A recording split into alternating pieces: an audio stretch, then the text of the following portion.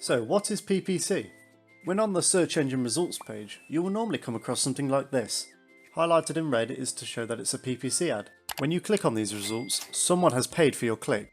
And if it's a very popular search engine result, they've probably bid for it. Why?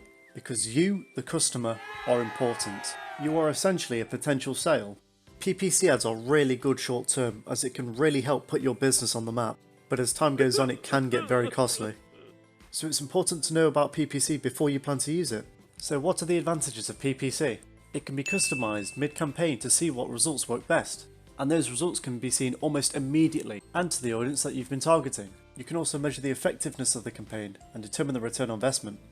There are plenty of training resources online, and some of them are even free. So what are the disadvantages? Connecting all the pieces in your campaign can be quite confusing, and just because they've clicked on the link doesn't necessarily mean you've made a sale.